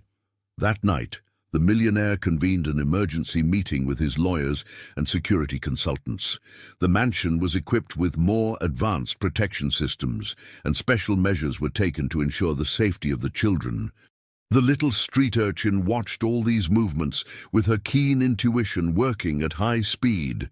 She could feel that although they had won an important battle, the war was not over yet. There were dangers approaching that not even the adults could fully detect. "Dad," she said that night when he came to say goodnight to her and the twins, "I feel that there are still bad people wanting to hurt us." The entrepreneur sat on the edge of her bed, impressed once again with the child's extraordinary perception. "What do you feel?" "It's like when I was on the streets and I knew someone dangerous was nearby. That feeling is coming back." Her words made him realize that the little one possessed a gift that went beyond simple intuition. She had developed an almost supernatural ability to detect threats, probably as a result of her months of survival alone. "Well," he said, kissing her forehead tenderly, This time you're not alone to face the dangers. We have an entire family to protect each other, but as the little one finally fell asleep, surrounded by the love and protection of her family, she didn't know that her intuition was more right than anyone imagined. Somewhere in the city, the remnants of the stepmother's criminal network were reorganizing, planning a final attempt to complete the plans that had been interrupted by the courage of a 4-year-old girl who had refused to remain silent. 3 months had passed since the little street urchins returned to the mansion, and life seemed to have found a peaceful and happy rhythm. The millionaire had recovered not only his financial stability, but also a joy of living that he had lost since the departure of his first wife. His investments were thriving again, with exceptional returns in his stock funds and assets applied to cryptocurrencies that amply compensated for the losses caused by the cruel stepmother's fraud. The little one had developed extraordinarily during these months. She attended private lessons at the mansion, demonstrating a keen intelligence that impressed her tutors. More importantly, she had learned to read fluently, which allowed her to finally fully understand the documents she had found months ago in the attic. "Dad," she said one morning as they had breakfast together, "can I show you something important?" The entrepreneur smiled, always willing to listen to anything his adopted daughter wanted to share. "Of course, sweetheart. What is it?" She ran to her room and returned carrying a notebook where she had been practicing her writing. "I wrote down everything I remember about the papers I found. All the important information." He took the notebook and was impressed by the careful handwriting and the meticulous organization of the information. The girl had created a kind of detailed report on the stepmother's conspiracy, including dates, names, and connections she had observed but had not been able to communicate at the time. "This is amazing," he said, flipping through the pages. "You remember all of this?" "I always paid attention to everything when I was on the streets," she replied modestly. "It was the only way to keep myself safe. And now that I know how to read, I can better understand what I saw." As he examined the child's work, the millionaire realized that there were details that not even the police investigation had uncovered. The little one had noticed patterns of behavior, whispered conversations, and suspicious movements that had gone unnoticed by the adults around. At that moment, the phone rang urgently. It was the detective in charge of the cruel stepmother's case, and his first words made the entrepreneur straighten up in his chair. "Sir, we have a situation. The woman escaped from prison during a hospital transfer last night. There are indications that it was a plan coordinated from within the institution itself." The millionaire's blood ran cold instantly. "How is that possible?" Apparently, her network of complicity was much more extensive than we imagined. Corrupt employees facilitated the escape, and now she is free again. The little street urchin watched her father's expression change dramatically during the call. Her keen intuition immediately captured the nature of the threat, and she felt that familiar feeling of danger approaching like a distant storm. "Is she going to try to come back here?" she asked, in a small but determined voice. The entrepreneur hung up the phone and knelt next to her, trying to maintain a calm expression despite the terror he felt inside. "We're not going to let that happen. We're going to take all necessary precautions." But the little one shook her head slowly. "Dad, she's not going to give up. I can feel that she's very angry and that she's going to try something much worse this time." Her words proved prophetic when 2 hours later, the housekeeper came running to the office with an expression of total panic. "Sir, the boys, they've disappeared from the garden." The world seemed to crumble around the millionaire. The twins had gone out to play in the secure area at the back of the property, surrounded by high walls and monitored by security cameras. But when the housekeeper went to check, she found only scattered toys and the back gate open. "How is it possible?" he asked, running towards the garden. "The security system didn't detect any intrusion." "Someone turned off the cameras from the inside," explained the head of security, who had arrived quickly at the scene. Only someone with access to the internal codes could have done that. The little street urchin followed everyone to the garden, her eyes scanning every detail of the scene. Something wasn't right, besides the obvious kidnapping of the twins. There was a pattern in the way the toys were scattered, as if they had been placed there deliberately. "Look," she said, pointing to the ground near the gate.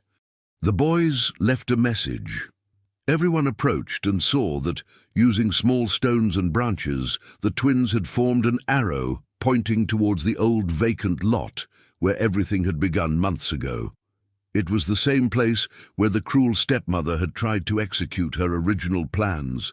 "They're smart," murmured the millionaire, with a mixture of pride and terror. "Even kidnapped, they managed to leave a clue." "It's an obvious trap," said the head of security. "She wants you to go there. She probably has more thugs waiting." But the little street urchin was studying the situation with her developed analytical mind. "No," she said slowly. "She doesn't have many helpers anymore. Most were arrested or fled when she was captured. She's desperate now." "How can you be sure?" asked the millionaire. "Because if she had a lot of people, she wouldn't need to use the boys as bait. She would have simply attacked the house directly." The child's logic was impressive. "She's betting that you'll go alone to save the boys, because she knows you love them more than your own life." The little one's analysis made perfect sense, but it also revealed the depth of the psychological trap that the stepmother had created. She knew the millionaire's emotional weak points and was exploiting them in a cruel and calculated way. "I can't leave my children in her hands," he said, his voice filled with anguish. "But I also can't go unprotected."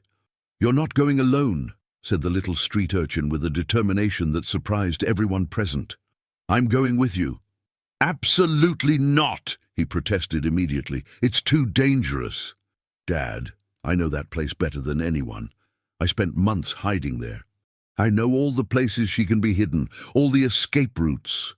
Her words carried the authority of someone who had survived alone in that hostile environment. "And she doesn't expect me to show up. That gives us an advantage." The child's argument was logical, but the idea of taking her directly into danger was unacceptable to the millionaire. However, as they discussed the options, a call came that changed everything. It was the cruel stepmother's voice, transmitted through the phone of one of the twins. "Hello, dear. I missed you." "Where are my sons?" he asked directly, without wasting time on unnecessary words. "Safe for now, but that can change quickly if you don't follow my instructions exactly." Her voice was different, more unstable, as if the months in prison had intensified her mental instability. "Come alone to the vacant lot where we met. Bring all the original documents about my true identity. And then we'll talk about terms. Maybe I'll allow you to keep one of the children." The casual cruelty of her words made the entrepreneur tremble with anger. The call was cut short, leaving a heavy silence in the air. The millionaire looked at the little street urchin, who was watching him with determined and fearless eyes. "She's bluffing about having a lot of helpers," said the child. "If she did, she wouldn't negotiate. She's desperate." "Even so, it's too dangerous. Dad, my brothers are in danger, and I promised I'd never let our family separate again." She took his small hand. "We'll go together, and we're going to bring the boys home." The 4-year-old's courage touched the millionaire deeply, reminding him that she had shown more bravery in her short life than many adults managed in entire decades. He knew he needed her help, not only for her knowledge of the terrain, but because she possessed an intuition for detecting danger that could be crucial to saving the twins. "All right," he said finally, "but we're going to do this my way. With backup, with communication equipment, and with a plan that ensures we all come home safely." The little one smiled for the first time since they discovered the kidnapping. "We're going to save our family, Dad." The sun was setting when the millionaire and the little street urchin approached silently the vacant lot where everything had begun. The place seemed even more sinister in the twilight, with long shadows projecting between the rubble and creating a maze of hiding places perfect for an ambush. The security team was strategically positioned around the perimeter, but far enough away not to alarm the cruel stepmother. The little one guided the way with the confidence of someone who knew every stone and every hole in that terrain. Her months living on the streets had transformed that place into a detailed mental map that she could navigate even in the growing darkness. "There," she whispered, pointing to a partially collapsed structure at the back of the lot. "That's the best place to hide people.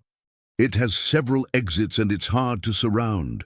The millionaire followed her guidance, feeling a mixture of admiration and terror for the courage of the child beside him. She had insisted on coming, and now he realized that he really needed her experience to navigate that hostile environment. As they approached the indicated structure, they could hear muffled voices coming from inside.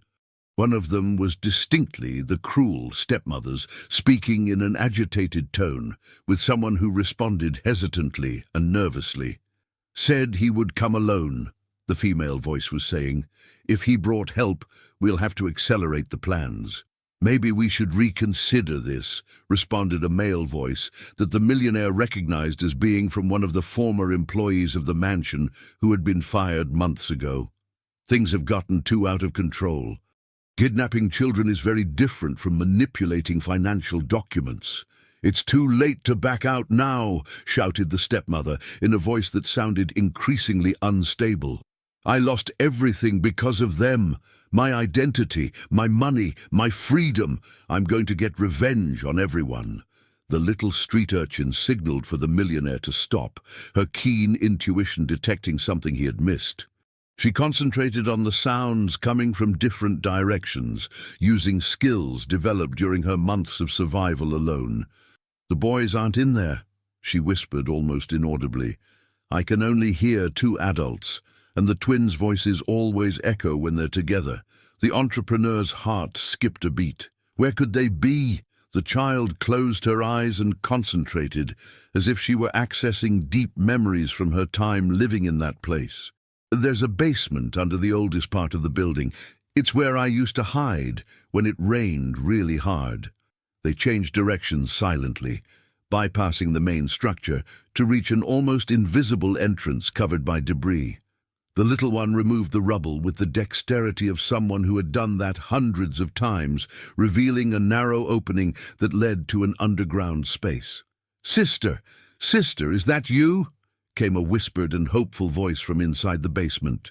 The little street urchin smiled for the first time in hours. "Yes, it's me. Are you hurt?" "No, we're okay," responded the other twin. "But there's a man here who's sleeping. He smells weird."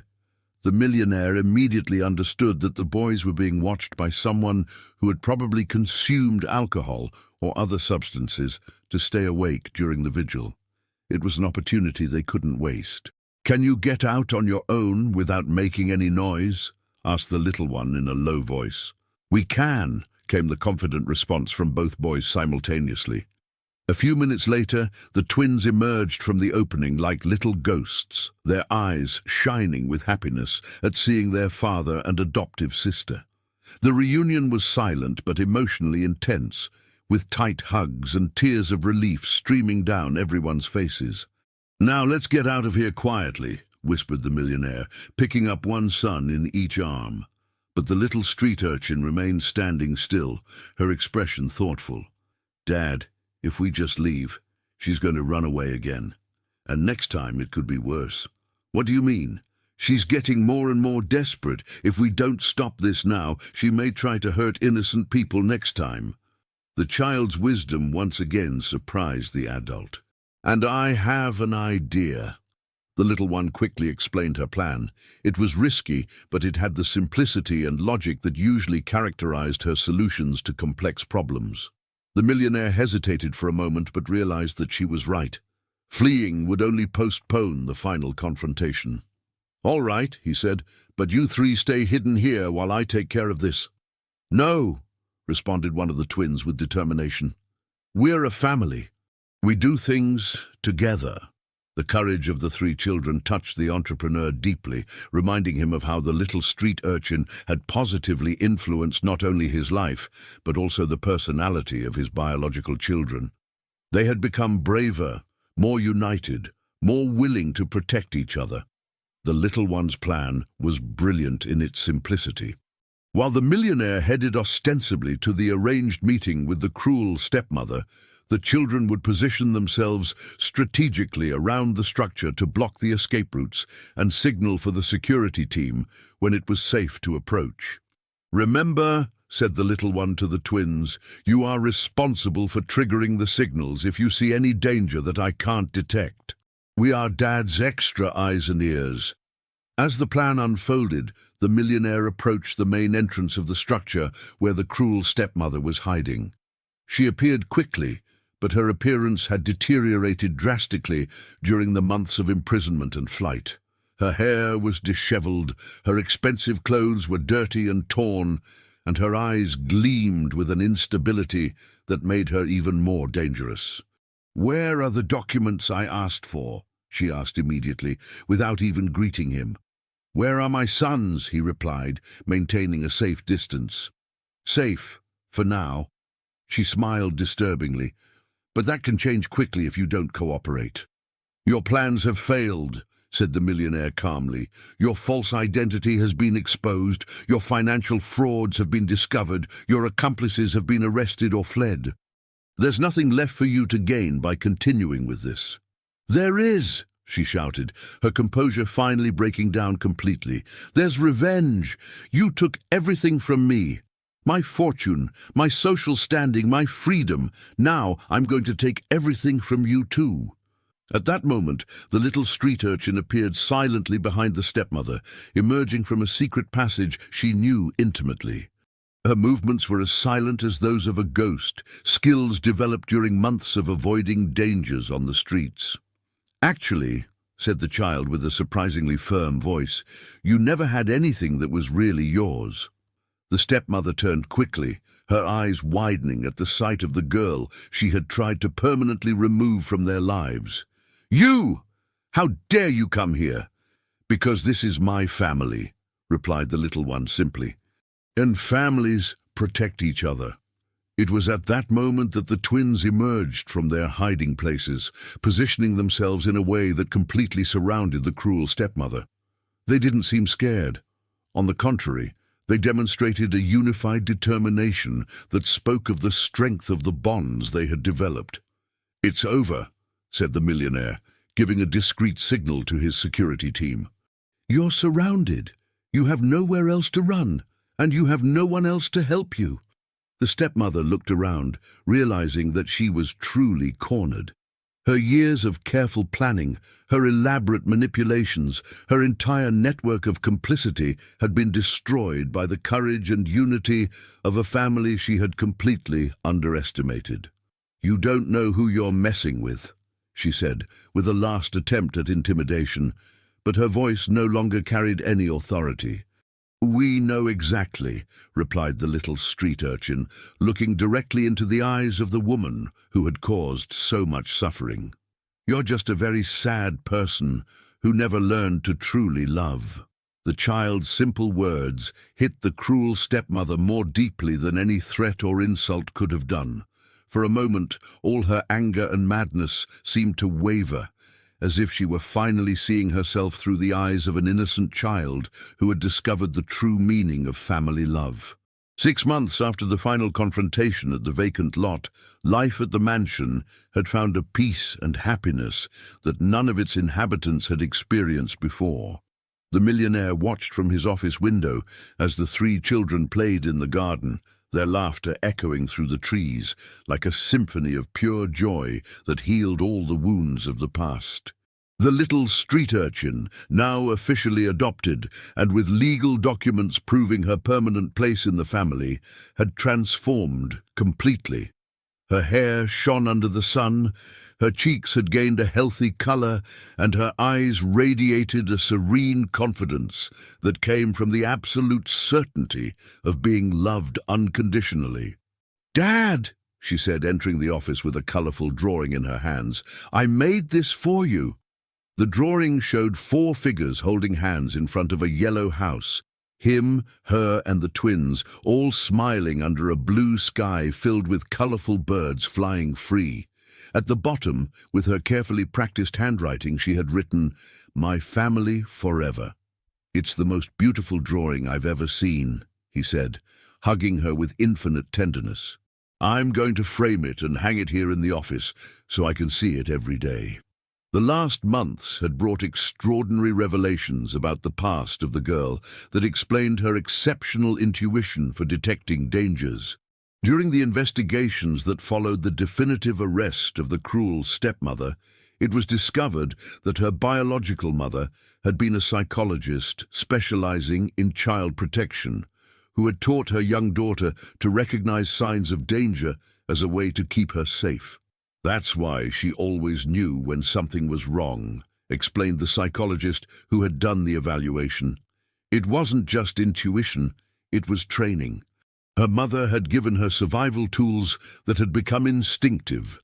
This discovery not only explained the little one's special gifts, but also brought a sense of closure about her origin. She wasn't just an abandoned child who had survived by luck. She was the product of the careful love of a mother who had done everything she could to protect her, even knowing that she might not always be present. The millionaire had used his recovered fortune wisely and generously. His investments in stock had multiplied exponentially.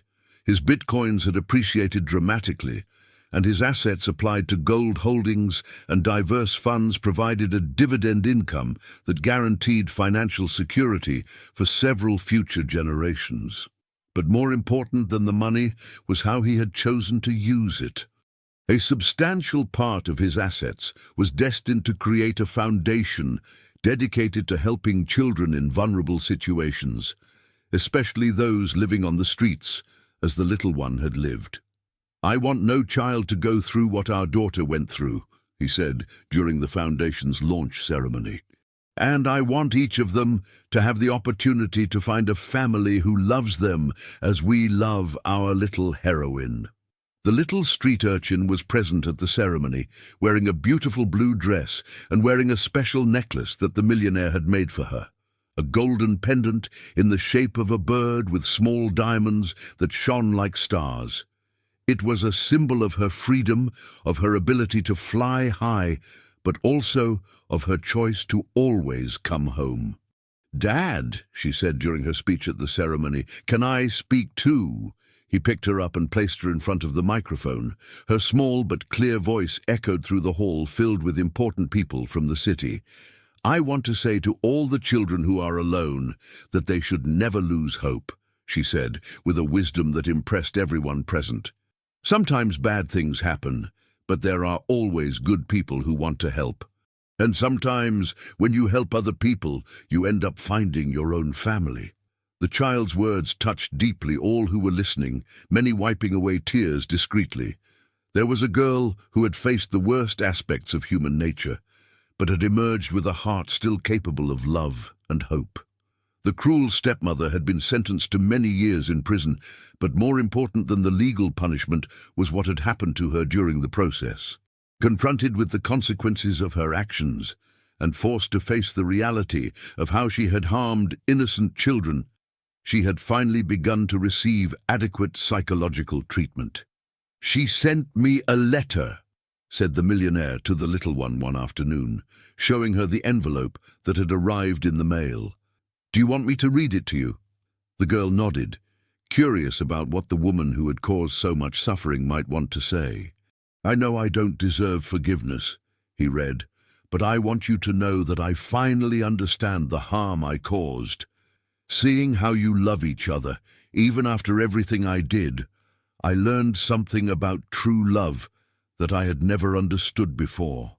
I hope the girl grows up knowing how special she is, and that you continue to be the happy family you deserve to be." The little one listened to the letter in silence, then looked thoughtfully out the window where the twins were playing in the garden. "I think she's finally learned," she said simply. "Sometimes people need to lose everything to discover what really matters." The depth of the child's compassion continued to amaze the millionaire. Even after all she had suffered, she was able to find empathy, even for those who had caused her pain. That night, as had become tradition, the whole family gathered in the living room for story time before bed. The little one had become an excellent reader and frequently read to the twins, who listened to her with total admiration. "Today, I want to tell a different story," she said, closing the book she was holding. "I want to tell the story of a girl who thought she was alone in the world, but discovered that she was just looking for the right family. She told her own story, but transformed into a fairy tale where a brave princess saved a king and two princes from an evil sorceress, and in return gained a home full of love where she could be happy forever." "And did they live happily ever after?" asked one of the twins, even though he already knew the answer. "No," said the little one with a mischievous smile. "They lived happily ever after and ever, because when a family truly loves each other, happiness never ends." The millionaire watched the scene with his heart overflowing with gratitude. He had started this journey as a lost man, still struggling against grief and loneliness. He had gained not only a daughter, but a new perspective on what really mattered in life. His wealth continued to grow, his stocks appreciated, his cryptocurrency investments thrived, his assets constantly expanded. But he knew now that none of that had value without the right people to share it with. The real treasure was the laughter that echoed through the corridors of his home, the spontaneous hugs he received from the children, and the certainty that he had created a home where love was abundant and unconditional. Years later, when the little street urchin became a successful and admired young woman, she would often tell her story to inspire other children in difficult situations. She always ended those conversations with the same message she had learned in that home full of love. No matter how dark the night seems, the sun always rises again. And no matter how alone you feel, somewhere there is a family waiting to love you exactly as you are. But that's a story for the future. For now, in the mansion illuminated by the warm lights of a happy home, an unconventional but deeply united family continued writing their love story, one joyful day at a time, proving that the happiest endings are those built on the solid foundation of true love, the courage to protect those we love, and the wisdom to recognize that the greatest wealth in the world is having people who care about us unconditionally. And so, the little street urchin who had once risked everything to save strangers discovered that in saving others, she had found exactly what her heart had always sought, a home where she could be loved, protected, and valued for the rest of her life. If you enjoyed this video, please subscribe to my channel. I promise to bring you daily videos that will make your life happier. Please comment on what you thought of my story, giving it a rating from 0 to 10, and thank you very much.